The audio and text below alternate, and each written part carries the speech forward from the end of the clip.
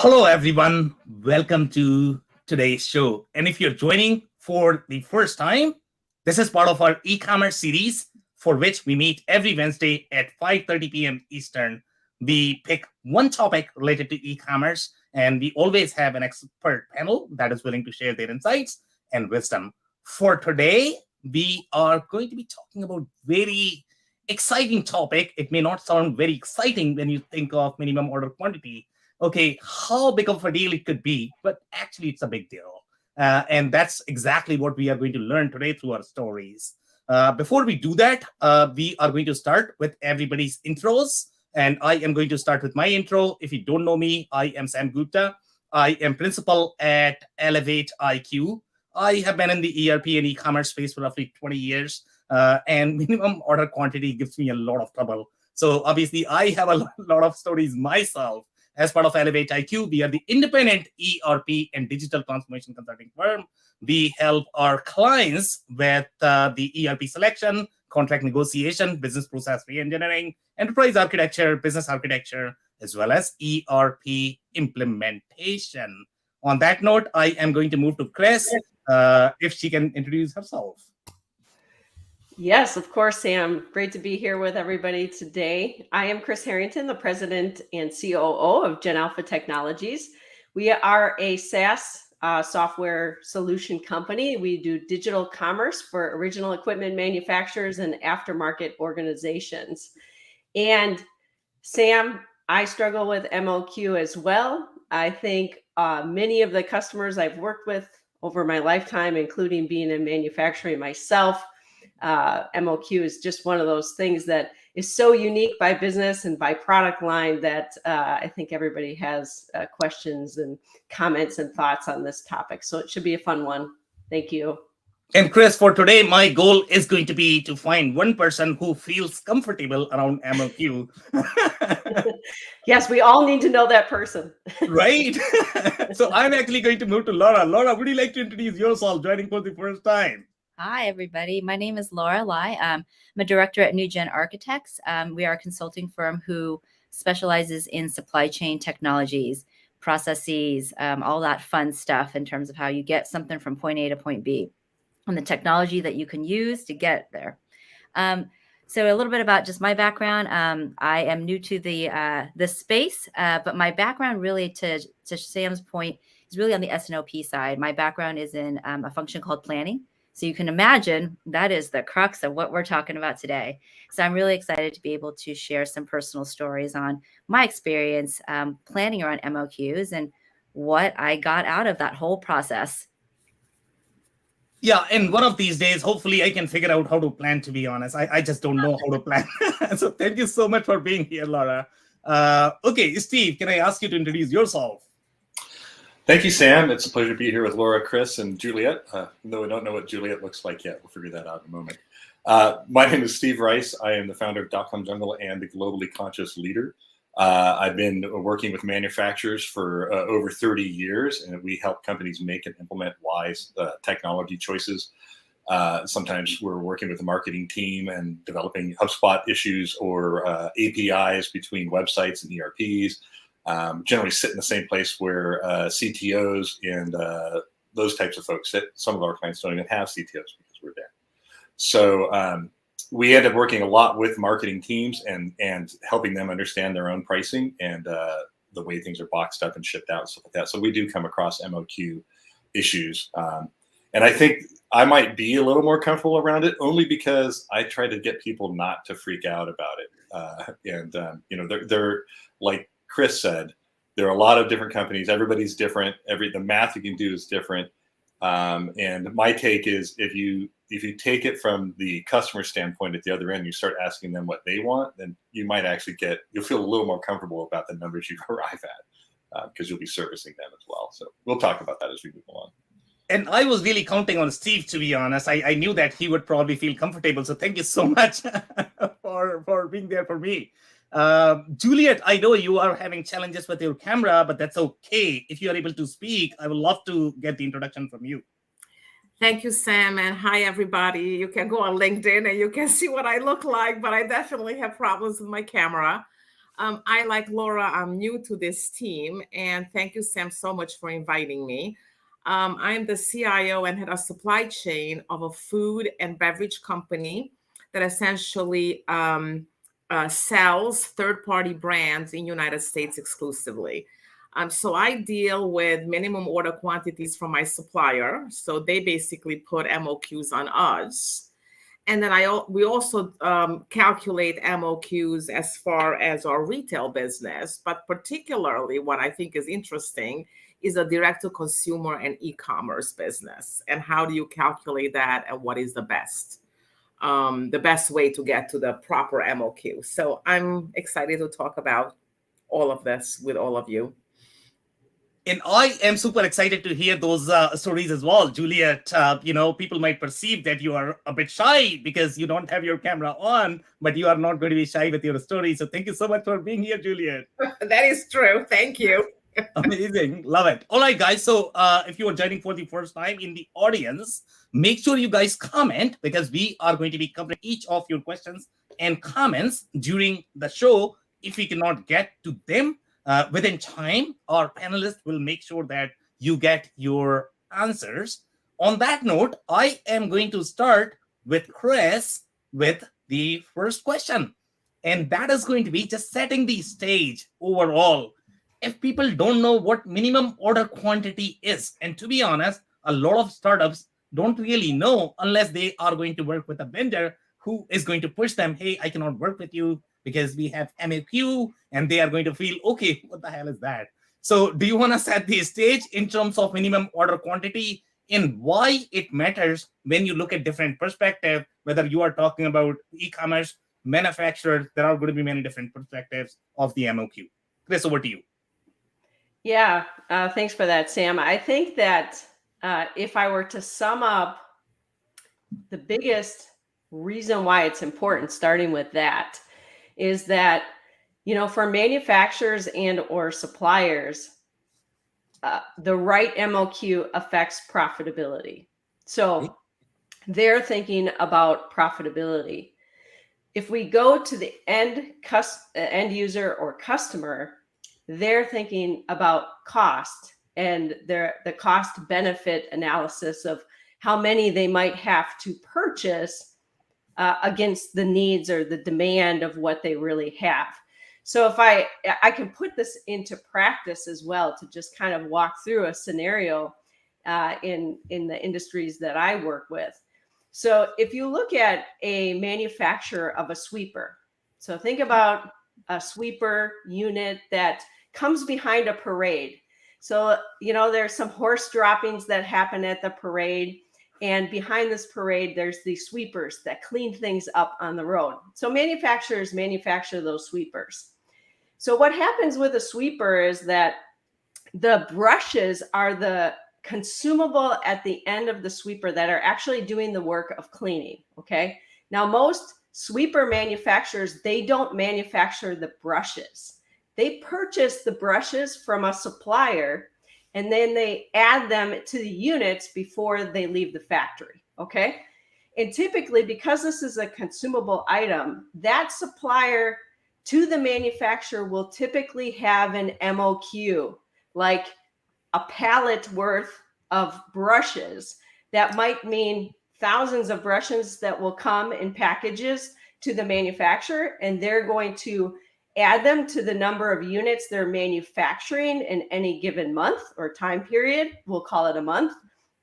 And it's going to cover how many the manufacturer sells to their distribution network and then to the end user who owns the sweeper. Okay, so there's a minimum order quantity to the manufacturer, and typically that manufacturer can absorb a higher MOQ. Maybe they have to buy those 1,000 units because they have a high level of production and they have the opportunity to sell through their distributor. So they can buy at higher MOQ levels because of their opportunity. So, and usually their standard cost is lower when they're buying 1,000 units from that supplier than, 500 units.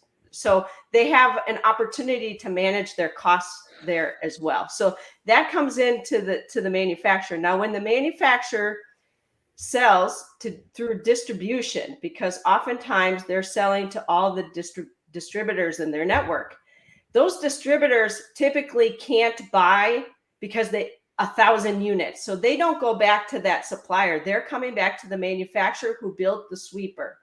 And they might have a lower MOQ. It might be as low as 50 or 25, but that dealer can handle it because that's about as much inventory he or she can handle, and then is going to sell to the actual individuals or companies that own those sweepers. So there is an MOQ from the manufacturer to the distributor. And now this distributor has a lower volume of MOQ that they've purchased in this stream of the supply chain. And now the end user they might be able to buy one, but typically in a consumable product, they're also going to have an MOQ. And that MOQ might be the number of brushes that are on one unit of the sweeper. So if that sweeper has 8 brushes, the package might be you have to buy 8. We're not going to sell you the one, because then the profitability for all the different players in that chain of events would suffer if I tried to sell you one. First, you might not even buy it from me. The cost would be too high. Or for me to sell it to you at a price that you would pay, the market price, I wouldn't make any money as that dealer. So hopefully what I'm describing through words is a good example of where MOQ kind of plays out in a supply chain as it comes down to the end user. So you have high volumes of goods to the end user who owns the product that would never buy 1,000. He or she has 1 sweeper or 2, and they can't afford that. But through that process, there are levels of MOQ that go through that supply chain. So that's kind of a story that I thought would help set up how MOQ plays out through the different sales channels. Yeah, love the story, by the way. I mean, the story cannot be as simple as just talking about sweeping and sweepers, to be honest. I mean, amazing story. It's so relatable. Okay, but what I really wanted to get from you is going to be the B2B world. So I knew that Laura and Juliette, they are going to talk about, in fact, Steve, they are going to talk a lot about the B2C world. But in the B2B world, I don't know how much MOQ matters, because in the B2C world, we know that it's very, very, very hard to predict the demand. Sure, you can go to historical data, you can probably predict using that. But in your B2B world, in the machines, the kind of equipments that you are selling in your world, that's going to happen, let's say, every 10 years, 20 years. And then each of that equipment is actually going to drive the MOQs for each of the part that your machine contains, right? So now in this scenario, I don't know whether in the B2B world, it is going to be harder to predict your MOQs, or is it easier? From your experience, what have you seen, Chris, in the B2B versus B2C? Well, in the world that I play in, and let's talk about e-commerce. So traditionally, manufacturers were selling to distributors, and they could have higher MOQs because distributors held inventory and sold to a lot of users.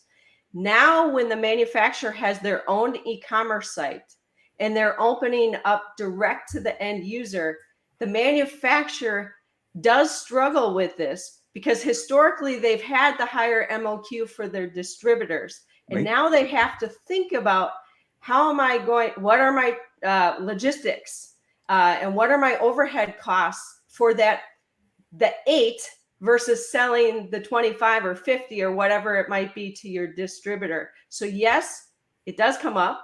It's a problem that many of them are trying to solve as more and more manufacturers are moving direct to end users, still leveraging their distribution channels, but opening up that customer experience for that user to buy direct from the manufacturer. So it absolutely comes up, and it is a challenge.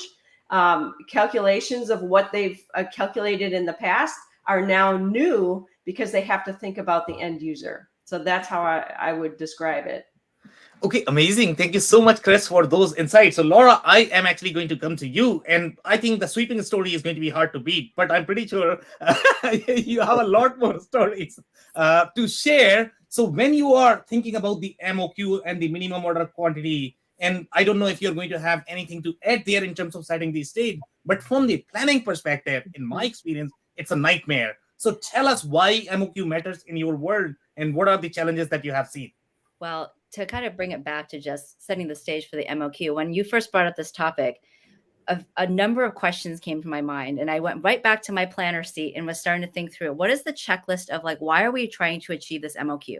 What's Yep. the purpose? Yep. So when I step back and I think about MOQs in general, there's a variety of questions that come to mind in terms of what goal we're trying to achieve at the end of the day. So to reiterate, my background is really in retail apparel. So a lot of my examples will be, let's talk about this sweater. Let's talk about your polo shirt, Sam. So a lot of those will come through. But when I think about it in that world, when I think of MOQs, I think of a lot of things. One, or questions to ask, is the goal of this MOQ, or is the goal of this product to test a new similar product offering, or just a new product in general for your product assortment to your customer group? Is it to test a new product with different attributes, different prices, different qualities, because you're trying to understand what the demand potential is for this particular product? Because you just don't know. Is it to potentially test a new vendor's capability? So again, in my background, we would work with different factories to produce specific garments. Well, hello, supply chain, you might want to diversify where your product is coming from. So as a proactive strategy, you might be wanting to engage with different vendors and understand what their capabilities are. So is the MOQ really just to satisfy a test run for this upstream supplier? Question mark. Is it maybe to test another part of the business? Is it to stress test how warehouse operations actually can kick in? Like you're maybe used to working with thousands and thousands of units of something, but maybe something needs to change. What is their operational excellence in terms of handling potentially MOQs of maybe 50 or something of that nature that coming into their warehouse situation? Is it maybe to test a different kind of customer experience? So I know this is not an e-commerce experience, but maybe if you're in a store and you wanted to start offering chapstick at the register, maybe you just want to buy a few just to test out what that customer experience looks like. So when I think of it in that sense, there's a lot of reasons why you want to introduce the concept of MOQs to your business. Going back to the e-commerce side, as I formerly worked on the e-commerce side of a brick and mortar partner, oftentimes the e-commerce website was asked to test different products for your brick and mortar locations. So it was an easy way to understand the demand potential for specific product before there was a larger investment for the entire fleet of the brick and mortar space. So when I think of it in that sense, there's a lot to think about. How am I going to make sure that this MOQ doesn't get lost on the website? Is it going to need special support? How do I make sure this MOQ is set up for success if I'm really trying to test its scalability for a partner? And at the end of the day, it all boils down to, as a planner, what is the MOQ's financial profile? What kind of price point am I selling it at? What kind of margin could I expect on a good day versus a bad day? What kind of carrying costs am I going to have to account for? Am I using my money to buy this MOQ versus invest it in a product that has a known track record? So in my head, to kind of set the stage here from an MOQ standpoint, really for me, from a planning standpoint, it's really thinking about, what am I trying to achieve from this MOQ? And how does that drive into my strategy and my calculation for what we need to buy and what we want to buy for the customer, or what we want to read at the end of the day?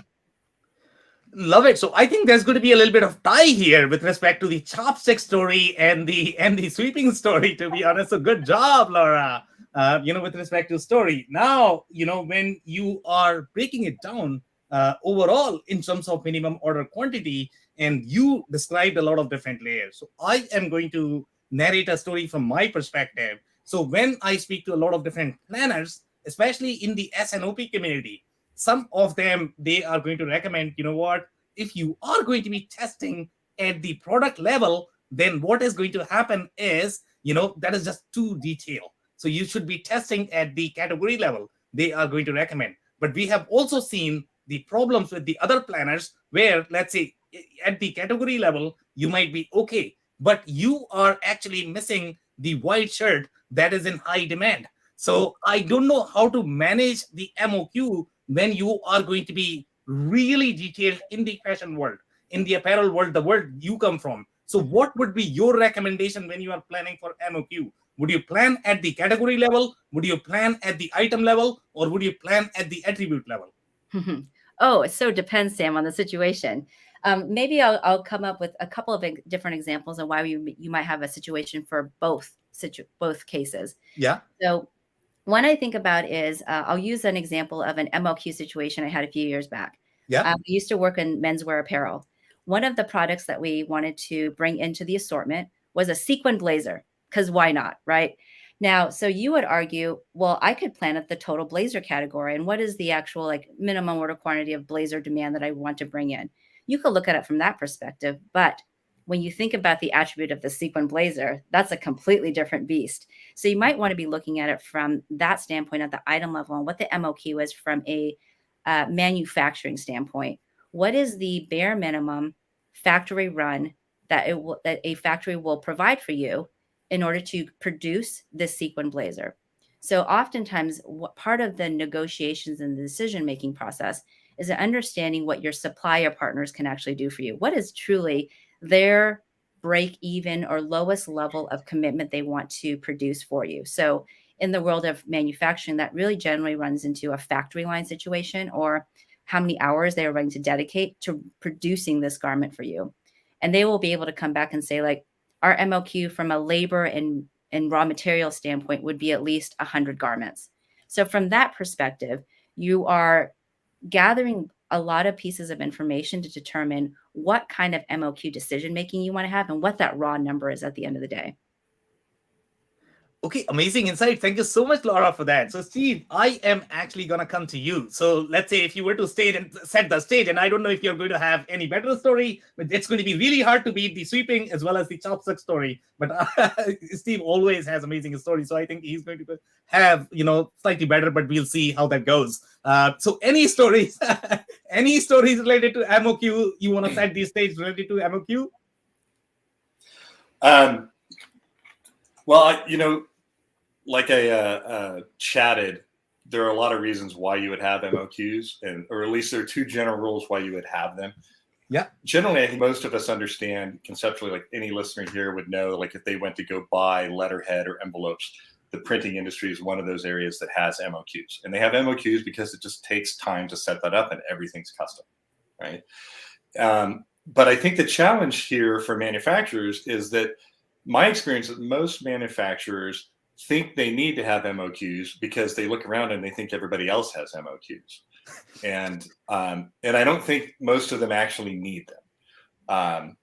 I do, there are stories I can give from the apparel industry, and it sounds like Laura and I need to connect offline, but inside the outdoor industry, there are examples of vendors using minimum order quantity like across the entire brand to say you have to spend this amount of money. This is an example of how to do it wrong. Because if you're in a relationship with a manufacturer, it's supposed to be a relationship. Well, what they basically said is you have to spend this amount of money if you want to be part of our family of people and have access to what you should have access to all the time, which is something like on the website, a feature like buy from a shop near you.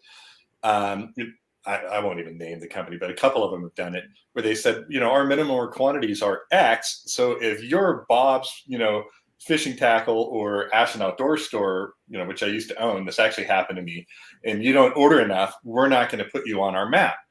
And so, but they had set these bars so high that the only people that were allowed on their map were REI, Nordstrom's, and Walmart. And so they basically created a policy that rejected the majority of their specialty retailers without saying we're only going to sell online, through our system to these three major manufacturers. That's an example of what not to do in terms of B2B relationships. But getting back to, if you're a manufacturer and you're selling to consumers, you're often not going to have an MOQ. Right, your margin should be enough that you're making a big enough margin, or you're having the customer pay for shipping.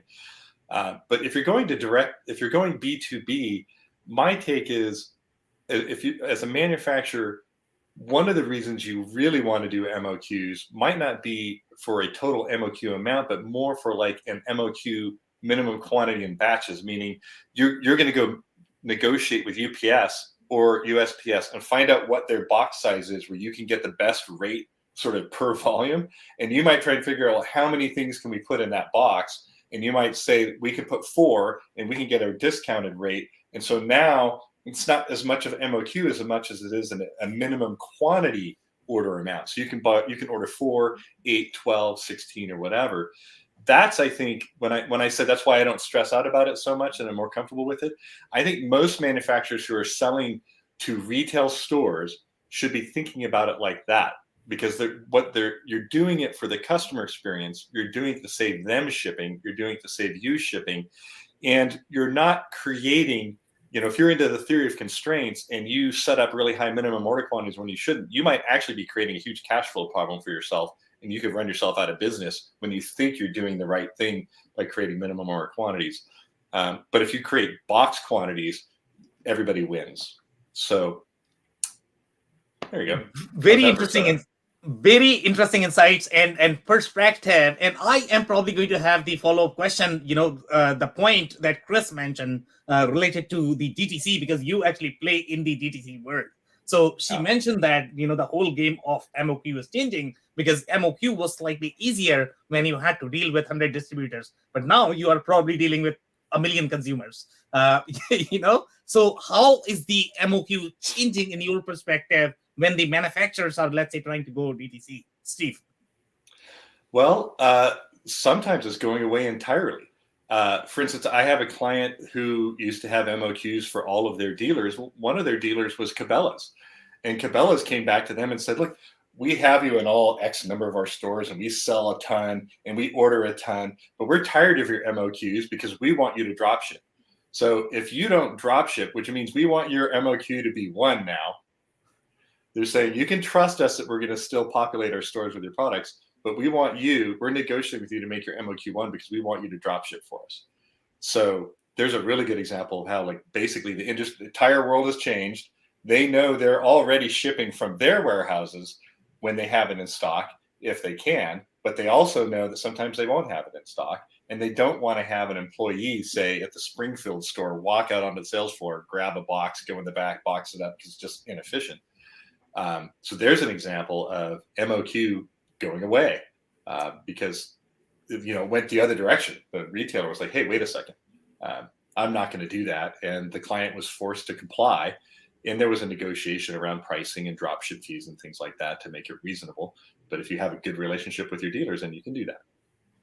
Okay, amazing. Thank you so much, Steve, for those insights. And Juliette, I'm actually going to come to you, and you are probably going to have million of stories there, just because the kind of things that you have seen in your life. So just to set the stage related to minimum order quantity, what would you say to that? So thank you for that level of energy, Sam. I just love that.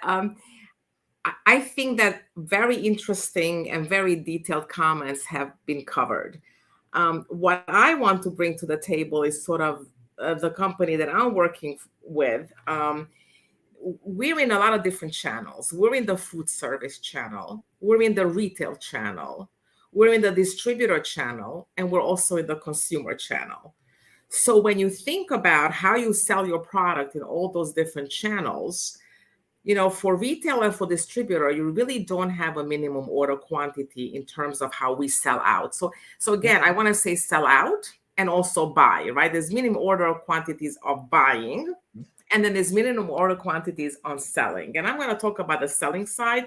We can go back to the buying as well, but I'm just talking about the out, right?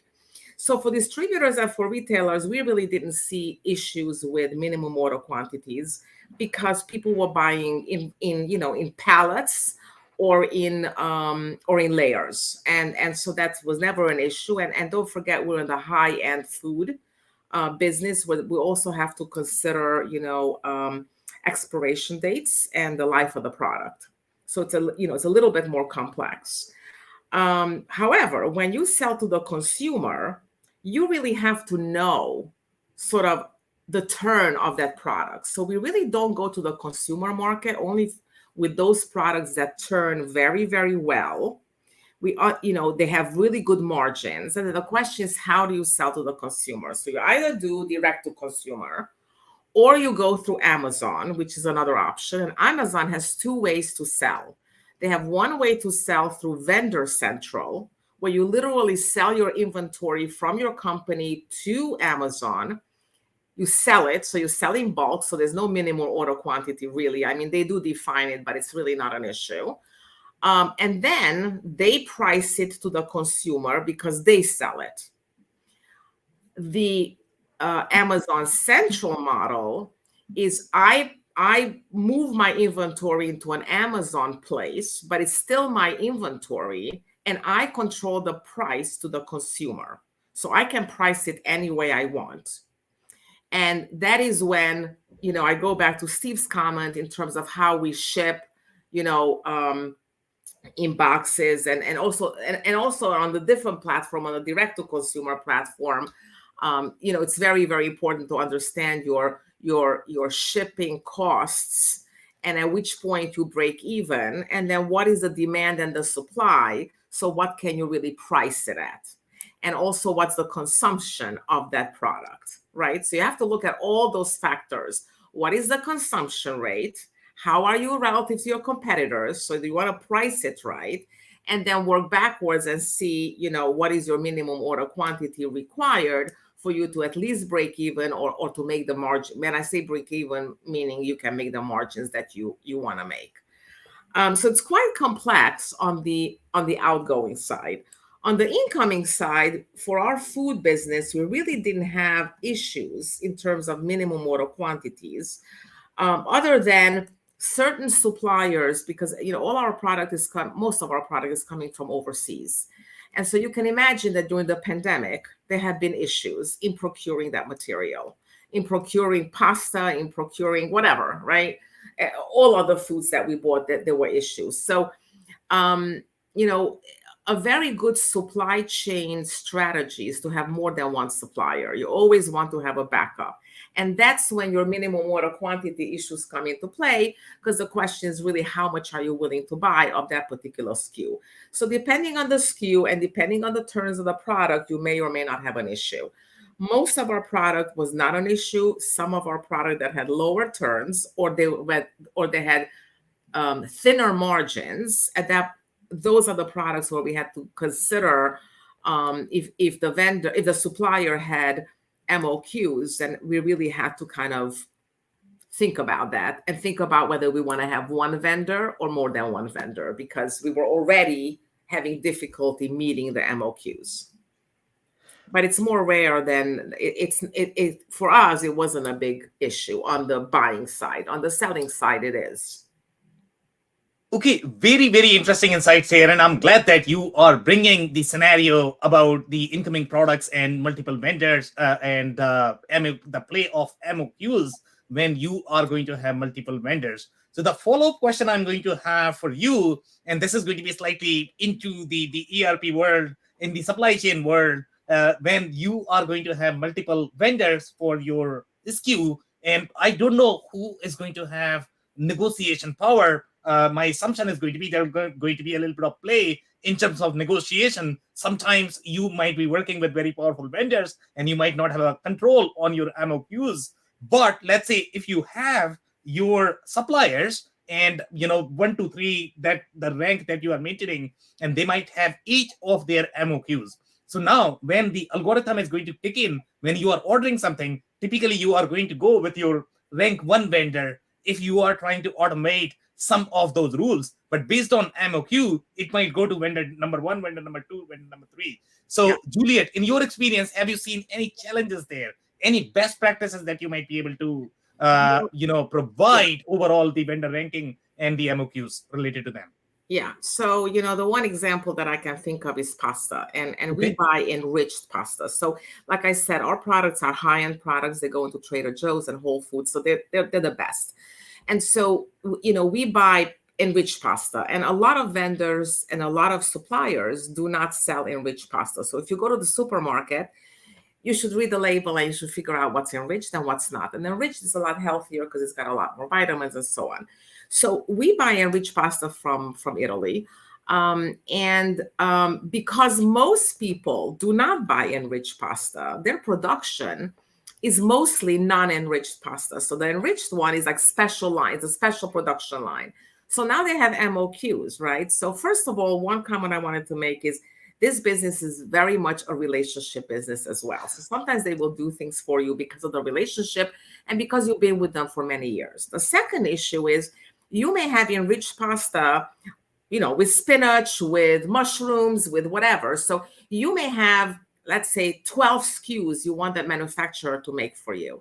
And you may not be able to meet the MOQs for all. So you may have to make decisions around, okay, I'm going to drop the mushroom pasta, but I'm going to do the spinach pasta, right? So now you're going to consolidate, the minimum order quantity with the number of SKUs that you have. So those are some best practices that you could do. And clearly, if you cannot meet the MOQs or you're very close to them, you clearly cannot have more than one supplier because you just can't sustain it. That's it. So you have to make decisions. Do you want the pasta to be enriched? Do you want to have all these different flavors? So those are the decisions that you have to make. Okay, amazing insights here. Thank you so much, Juliette, for that. So, Chris, I am going to come to you for the next segment. And next segment is going to be really finding out that magic formula for the MOQ for each of the products that you may be buying or selling. So how would you come up with the minimum order quantity for the products that you are buying or selling, Chris? Yeah, I was hoping we could just keep talking about pasta, but actually, I think Laura and Juliette brought up some of the items that you would think about in the calculation of MOQ, kind of in their stories already. But I think what I would just highlight in the businesses that I work with, demand is a really important metric to determine what kind of MOQ is even reasonable from that your customer perspective. So if we go back to the sweeper story, if there's 8 brushes on a sweeper, right?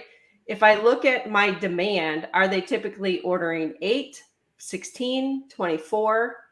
Because if there's a high, 90% or more, I'm selling 8 or more, or 8 or multiples of 8, then I can probably save on a lot of things, my packaging, so my demand historically is going to be a really important calculation for that.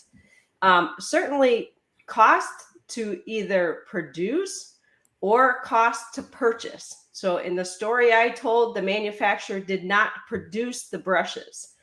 They had to buy them from a supplier. So, and the supplier may have constraints on you. Now they could potentially be negotiated, but those, what are my true costs are going to be an element that need to be evaluated. And then the market price. So what price does the market bear for me establishing an MOQ and what my price point is? Now, I will tell you that I agree with Steve. There's a lot of products that MOQ is not going to make sense for, right? Where I have historically seen it is in consumables and or call it hardware, right?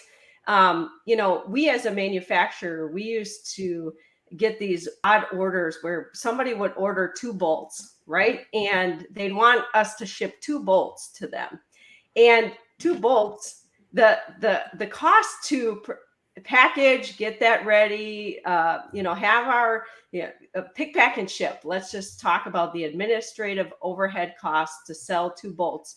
And maybe the cost of the bolt was 5 cents, but the actual amount of time it took and the cost to prepare that order was so much that we decided to increase the price. So if you were going to buy individual bolts, we're happy to sell them to you, but we had a minimum price of $2 each, right? So, if your customers are willing to pay because they really only want the 2 bolts, and for a hardware item, maybe they're willing to buy and only pay $4 because it's a lower price item and it's not going to cause a lot of red flags. So they're going to say, yes, I'll pay $4 for the 2 bolts. And we were willing to go ahead and do that. So we didn't set the minimum order quantity, but we set a price point that still allowed us to make a margin. You see where I'm going with this? So there's a cost and an MOQ consideration here. And it goes back to, what are my customers willing to do? Are they willing to pay a little more and get the quantity that they need? Or are they demanding that they have a lower cost per unit, and therefore I need to sell them more in order to handle that? So that's a big part of the evaluation. And I know Steve has a comment there. Go ahead, Steve. Is it okay, Laura, if I step in line here? I want to point out one of the largest distributors in the specialty outdoor retail industry has a very successful program sort of along these lines. And they basically came to it because they talked to their retailers, because they said, look, it doesn't make any sense for us to give you free shipping on an item, right? Mm-hmm. And so they came up with kind of a tiered program. You can place an order at any time, whether it's a preseason or an ASAP. And if I think it's over $250, they'll cover the shipping, because they know they get these big bulk rates from Redaway and everybody else. And sometimes, these orders can be $5,000 to $30,000 for a bunch of accessories, right? But if you really want something for a customer, and it's $49, like, they're going to charge you $25 for it, just because it's one thing. And they expect you to talk to your customer and let them know that if you want to pass it on to your customer, you can. If you want to eat it and call it a customer service thing at the cash register in the hopes that they'll spend another $200, they have that choice too. But it almost completely eliminated their complaints department when they went to something like that. There were a few smaller shops who were like, God, I have to pay $25 to get this vest in here. But for the most part, they said, I get it. I know how much it costs to ship. It costs the same $12 to ship something as it does $12 to ship something 4 times as big, in the same envelope. So that's a success story that I think is worth noting. Okay, so very interesting story, Chris. And by the way, MEC, that's not fair at all, to be honest. I absolutely hate it, because I'll tell you my story where, so you are saying that I'm not going to have minimum order quantity because people hate minimum order quantity. But then I am going to make price so unfriendly, and I don't know how that is going to come across as the customer experience. Okay, so I, as you know, we subscribe to a lot of different software as a service platform. So if you are subscribing to any of the platform these days, if you look at the way they are pricing, if you are going to be signing up for the monthly subscription, they are going to increase the price almost double. Can you believe this? Okay, and that kills me, to be honest. I don't know how fair that is and how that is perceived more from the customer experience perspective. So I don't know if you're going to have any sort of follow-up comments, MOQ versus price so unfriendly that people are probably going to hate you. Yeah, well, that's why I think this has to be evaluated by product. And that's why I talked about the hardware and the $2, right? So you might be willing to pay $4. You only need the 2 bolts. But now if we're talking about $40 for something that you would expect to be something less, or $1,000, now, there are different price points for the types of people that are buying. And that's why you have to consider the people who are purchasing and the product that you're selling. As Sam, I'm a farmer here and I have chickens outside. If I sold 1 egg to 12 different families, imagine my time invested to sell 1 egg. I'm going to charge more per 1 egg than at some point. It just makes more sense to buy the dozen eggs, right? And so it's easier for me to sell a dozen eggs to 1 family to try to figure out the right price point for my time to keep selling 1 egg, right? And I know that's a sloppy example, but it is an example of life, and it's how we get to MOQs. It's how we end up bundling products to give and leverage everybody's value, right? So hopefully I've saved the family's value by giving them 12, and they don't have to run to the grocery store or to the local farmer every time they need an egg, right? But we all win. And I think that's why you have to communicate, you have to evaluate, you have to do the analysis, and why it is so important to look at the actual products, the variability of by product when you're deciding these things. And by the way, thank you so much for bringing that underlying rationale. And the only reason why minimum order quantity exists is just because of that reason, to be honest. Yeah. That's why it came to light. So thank you so much, Chris, for that. So Laura, I'm actually going to come to you. Magic formula. You have been a planner and you know how difficult this is. Magic formula for minimum order quantity at both ends, buying and selling. So from a buying, I'll focus on from the buying standpoint, because I'm thinking about buying upstream from the supplier to generate downstream revenue. So I'll touch upon that in a second. So when I think about at that product level to generate what an MOQ is, I always start with a comp idea. So when I say comp, a comparison. So if I'm talking about that sequin blazer example for a second, I'm trying to figure out what the MOQ is on that. I'm probably going to look for what is the craziest trend-ish blazer I've had in my sales history as a starting point to get to that concept of demand, what Chris talked about a second ago. Because without that as a starting point, then I can just whip out any number out of the air to define what an MOQ could look like.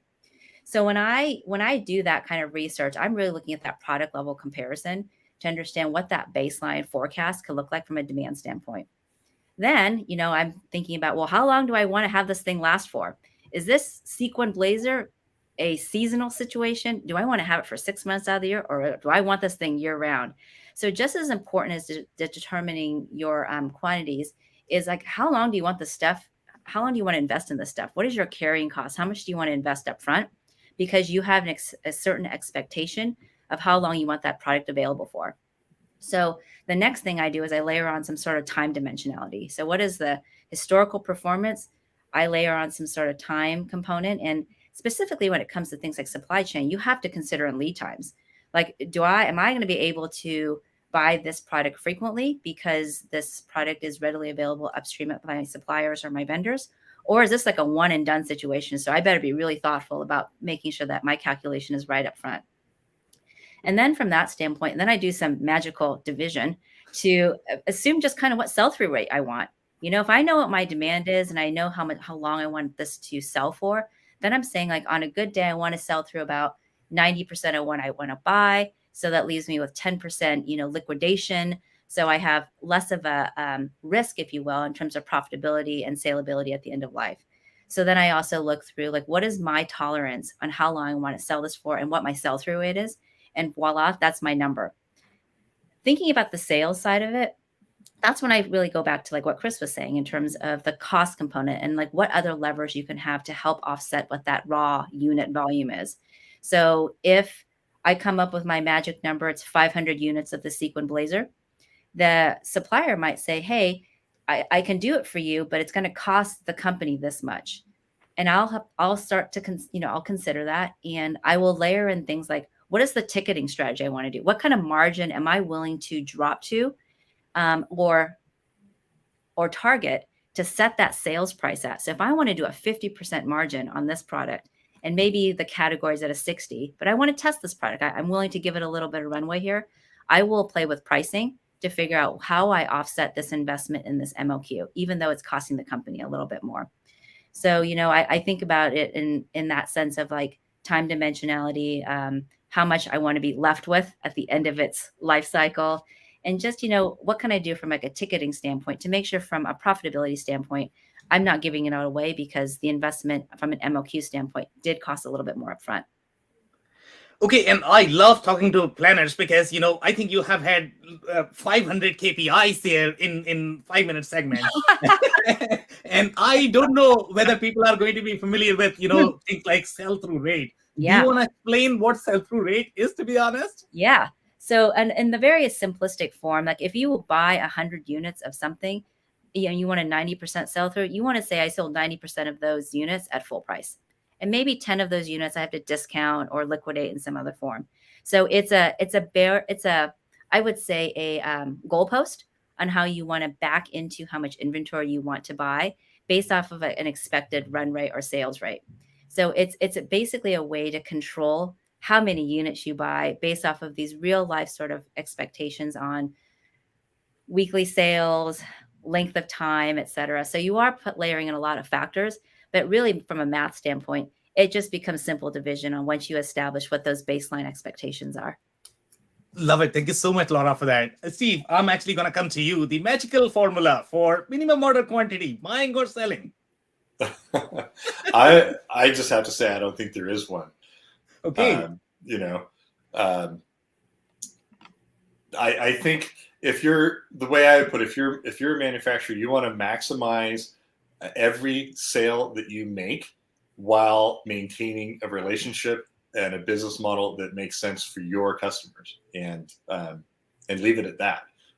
If you can raise your prices $1 and the market can absorb that, and you're not going to be, doing something unethical, then you should do it. Okay, amazing. Yeah. Amazing insights there. So I know that, we already have too many KPIs and too many terms there. And in the comments, Steve, I can see you have thrown one more term there, which is going to be EOQ. So let's say if people are not familiar with what EOQ is, do you want to describe that? Yeah. So it stands for economic order quantity. And it was actually something that was invented by some guy named Ford Harris in 1913. And yes, I did look that up to make sure I had that info correct. I'm an encyclopedia about some things, but not that. And it's really, it's a way to figure out what the ideal order quantity for a company should be to purchase and minimize inventory costs, holding costs, everything else. It's exactly sort of what we're talking about. It's morphed into minimum order quantity. The problem with EOQ is sort of like an environmental theory. Sorry, not environmental, business theory. And the major limitation is that it assumes that the demands for the company's product is constant over time. The demand for everything is constant. So the real world took over and said, I'm not sure that really works, right? And so then people started thinking about minimum order quantity and thinking about it differently. And of course, even since then, I keep mentioning constraint theory, the theory of constraints and throughput accounting, which if your job in a manufacturing facility is to get the most out of the employees in the amount of time that they're there. And if you're not making the most money off of that, and once again, without being unethical, I'm not trying to promote a lack of ethics. That's what the facility is there to do, is to make money now and in the future. And minimum order quantities, even theoretically, have a very little effect on whether you are lean and running efficiently and producing products in any individual factory with a high contributed margin. But that's usually the reason that manufacturers and marketing people and CEOs say, we got to have MOQs so we can run at capacity. That's usually a sign that someone doesn't really understand manufacturing, and they probably need to go down onto the manufacturing floor and talk to the production manager to find out how to run their business. I'm not saying MOQs are bad. I'm saying they're often implemented for the wrong reasons, to get to the wrong goals, because they don't understand what the actual goal is. Love it. Thank you so much, Steve, for that. So Juliette, I'm actually going to come to you. Magical formula for MOQs, buying or selling. Yeah, so enjoyed literally listening to all these things and taking away little nuggets from everyone. I totally agree with Steve's ultimate comment about, the economic order quantity versus the minimum order quantity. And people have mentioned very key things, lead times. So for me, that was very important. All my product is coming from overseas. Lead times is key. You would set different EOQs or MOQs for different products, right? Depending on what the product is. We talked about a slew of products on this panel, and it's going to be different for every kind of a product. The workload to sell that product, that's a big item for the food. And I think it's a big item for everything. So sometimes there's soft costs and then there's hard costs. And we know what the hard costs are, but there's soft costs as well.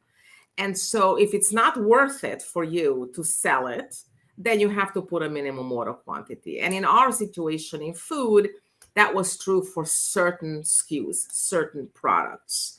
And then we talked about, I guess, sell-through. I call it turns, different people call it different ways. But at the end of the day, it's how much are you really selling and what is the turn of that in your inventory. And that also drives, the calculation and this magical formula. And then I think Laura talked about demand. I mentioned that a little bit earlier. Demand, consumption rate, and supply. They're all pieces of MOQ, of pricing. And then lastly, I think MOQs are not set. I think that they're scalable. So you can increase and you can decrease. And it depends really on some of the things we all just talked about and I just summarized. In food, you have something called closeout. So you have, as I said, that food expires. So once the expiration date is 3 months or below, most retailers, most distributors will not buy it because they have to sell it to the end consumer as well. And there's time associated with that.